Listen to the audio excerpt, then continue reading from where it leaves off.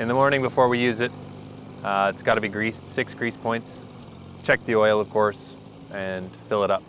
You got to add a lead additive to the tank. It won't take unleaded fuel that we get now.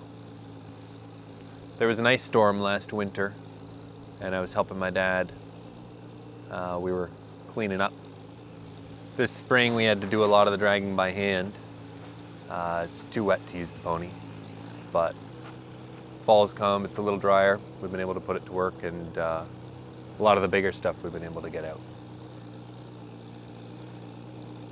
When I went up to Halliburton, I was certainly a city boy.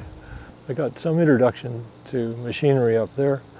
And later on, when I was back in the city, I felt I was missing something in my life with not having a closer connection to nature. I was working in an office at the time and going into Toronto by a commuter train.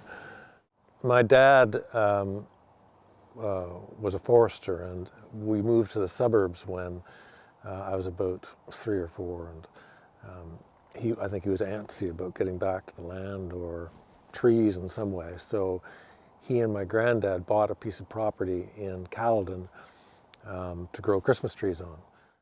Found a place in Palgrave that suited us very nicely, and already had a number of trees, red pine in this case, planted. The man had ideas of a tree farm and decided that it was too much for him, or whatever, for whatever reason. He gave up and put it on the market for sale. So we were able to buy 50 acres for $4,000. After a year or two, they recognized that they needed some kind of tractor to help them with the work, mostly digging furrows to plant trees in, pulling brush, that kind of thing. So I was watching the papers, and I remember the Port Credit paper had a little for sale column. And this one day I noticed that this farmer in Cooksville had a tractor for sale, $600 tractor, wagon, and attachments. So it sounded, it was in the right price range, and it sounded like a good deal. I went up to see him, and here's this pony tractor. He had bought it from the officials at the CNE, and they had used it in the arena, the Coliseum, for picking up and taking out the horse jumps that they positioned during the winter fair and during the exhibition. So it had a short life working for the CNE.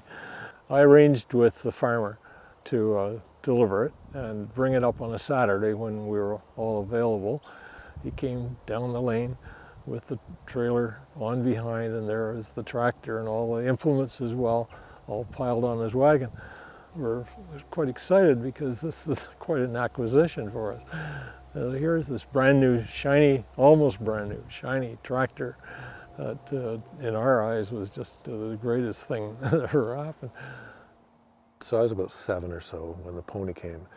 This is huge for me. When we went up to Caledon to the farm, it was a huge pastime for me to sit on this tractor. I'd constantly be touching the hydraulics or the throttle or all that kind of stuff. I couldn't get off it. My dad was delighted. He had never had a tractor at all in his life, of course, so he took to it as well, and I enjoyed it.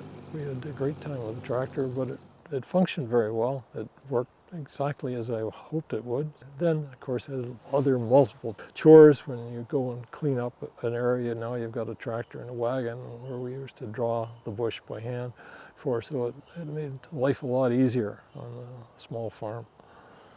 One of the big things at the Christmas tree farm was pulling trees. So my sister Ann and I got a cent apiece for dragging cut Christmas trees half a mile to the road. And once we got the pony, then we had a big wooden wagon that came with the pony that we would bring closer to the site, and then you could just drag to the pony, get them onto the wagon, and then the wagon would do much of the work in taking them up to the road. So even for us kids, it was a huge work saver. By the time I was 8 or 9, I was gradually allowed to drive it, first with supervision, and then not so much. So I was able to pull the wagon and stuff by myself, I'm sure, by the time I was 9 or 10. And that continued over the life of the pony while we had it there. And then, of course, the other enjoyment of the tractor was hauling the kids around. Everybody liked to go for a wagon ride. So we would haul the kids in the back around the farm. We had trails all cut by then. And any visitors, of course, that was the highlight. Everybody climb on the wagon and away we go.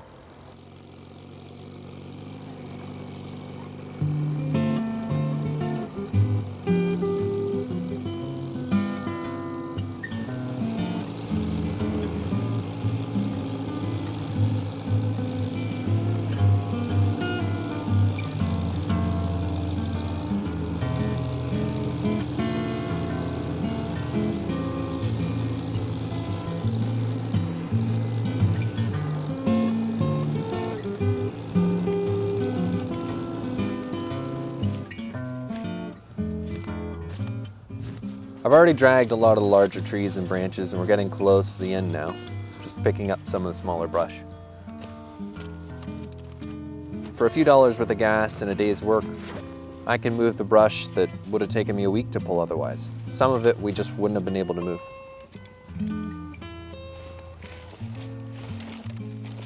All right. When tractors like this were first introduced, the impact on the lives of those farmers must have been amazing. I think the pony was made to replace the 2 horses a farmer would have had to work a 50-acre farm. It's hard to imagine the change it would have brought. The pony doesn't need to be fed or cleaned or rested. Aside from gas, oil, and a bit of maintenance, the thing can pretty much work all day.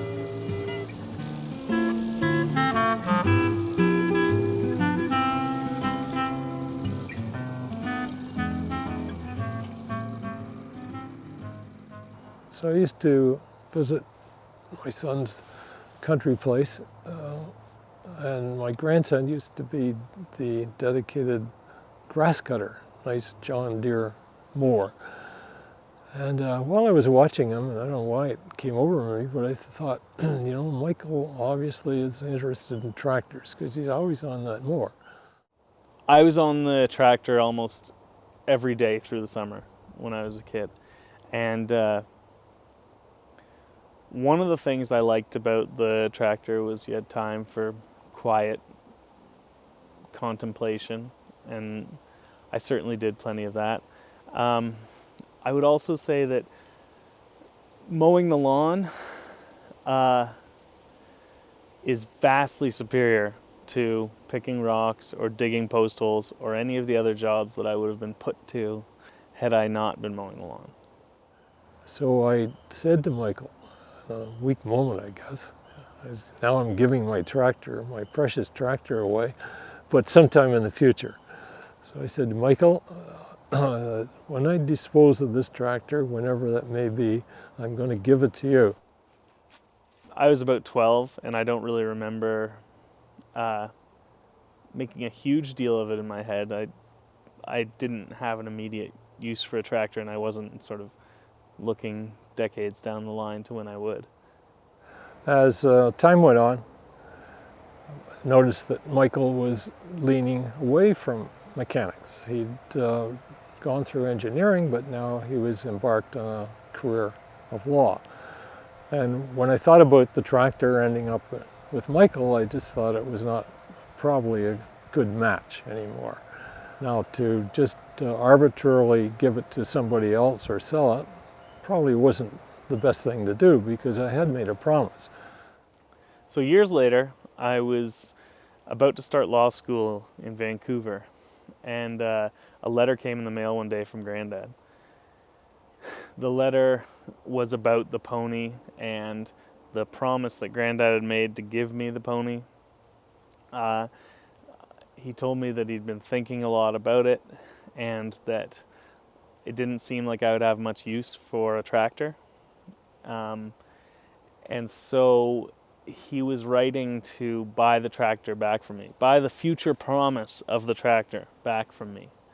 So he quoted a Robert Service poem called The Cremation of Sam McGee. And in particular, the line he quoted said, "A promise made is a debt unpaid." And so enclosed with the letter was a check for $1,000. And Granddad effectively bought back his obligation to me.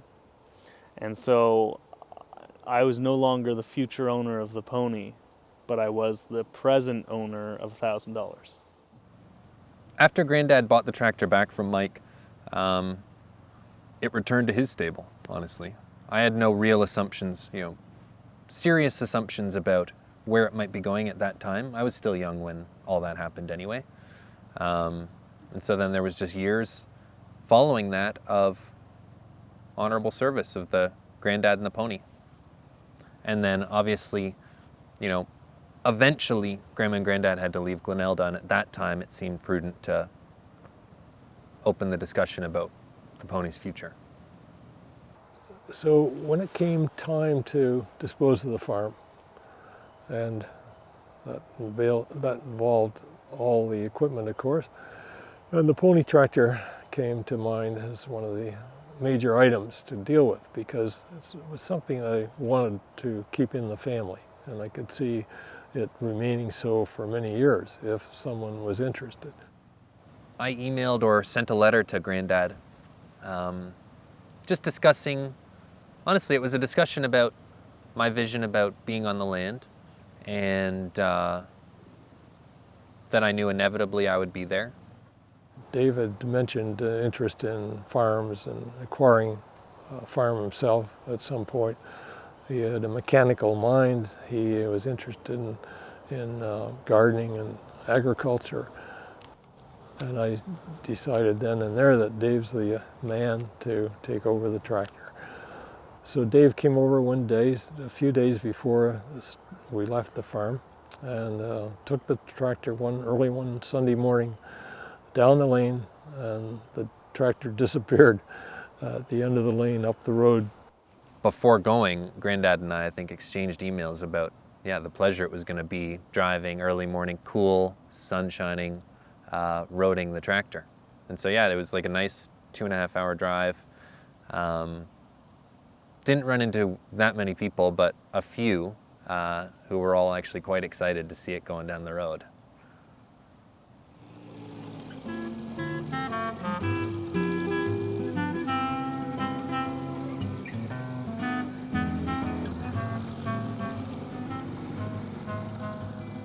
I like being out in the bush. Any time of year really, but fall's my favorite. The bugs are gone, it's easy to get around, and a lot of the underbrush has died off. Every time I get on the pony, it's an adventure. It's unique, the sound, the smell, it's really unmistakable. I've always been in tune with machines, tractors, trucks. I love driving them, being around them. One of the things I love about tractors is their simple utility. They're really just a transmission that connects an engine to the rear tires and a drawbar. The pony's been driven by 4 generations of Ruhls. I hope to give it to a child or a grandchild of my own someday. A 5th generation of pony drivers.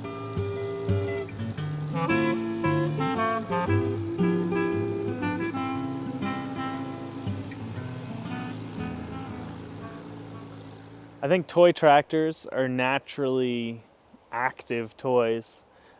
Kids will take them and put them to the exact same use that the full-size versions are. Boys and tractors go together. Even as a parent and grandparent, I'm sure we've given the boys a ton of tractors over the years. And I think they like to emulate what older men do. I think they like the power that might be inherent with big tractors sort of transferred down to these little models. And in a sandbox, they're fabulous. You know, a tractor with a little backhoe attachment or blade on it does fabulous work in a sandbox. Tractors, are sort of involved in our lives from an early age with toys. I know I had probably like 10 favorite toys, all tractors. So when kids see a tractor, a grown-up tractor, that they play with a model of all the time, they're excited and they gravitate to that naturally. Actually, last summer, my grandchildren, Carter and James, around 5 and 3, were introduced to the pony, and of course they immediately jumped on it and had to do, as I did when I was a kid, play with the controls, particularly hydraulic lever, throttle lever, that kind of thing. And this year, same thing. Every day was some amount of time was devoted to pony time, and also they got to drive it this year, not by themselves, but with a hand, and both really enjoyed that too. When I was a kid, there was a tractor pull at the fall fair. Of course, a full-size tractor pull on Friday nights, and then Saturdays was the fair day. And in the afternoon, one of the last events and probably most looked forward to was the kids' tractor pull. There was 2 tractors typically to select, a green John Deere and a red Ferguson. If you time it just right, you can get your pick. When I was a kid, I was very firm in my belief that John Deere was the tractor. Yeah, always the Deere. Rode it to victory once. Dave always waited for the John Deere. Throughout his childhood, he was obsessed with John Deere tractors, specifically. Had a massive collection of John Deere tractors and was focused on the John Deere brand. And I think that's all a little ironic now that he's the proud owner of a Massey. We really live in a disposable age where we get annual updates of software, where hardware gets changed every couple of years, and tools that we used 10 years ago are totally obsolete now. I had a great uncle who was a blacksmith that had his first set of tools, an anvil and hammer, when he was a teenager, and he used those till he was 75 or 80 years old. So things have changed. And one thing that's been unlike that in my life is the pony. So this machine that I started using when I was 7 or 8 does exactly the same job as it did 50 years ago. It's not as shiny, it's a little tarnished, but it does the same day's work it would have done in 1955. And I ended up with 3 Massey Ferguson tractors at one time, including the pony. More than a new car, you desire a nice new tractor, or a different tractor, or a bigger tractor, more horsepower. I guess that's not uncommon with an automobile, horsepower and speed, but we're not talking about speed, we're talking about power. So I enjoyed those tractors, and I missed them when I gave them up. Obviously, there's no place for a tractor in a suburban home. Yeah, I miss my tractor.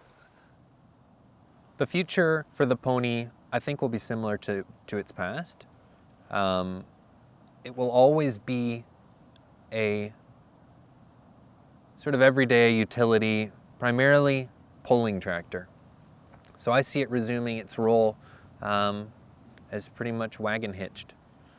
And that's going to happen when I can get a piece of land that will afford the pony and myself that pleasure.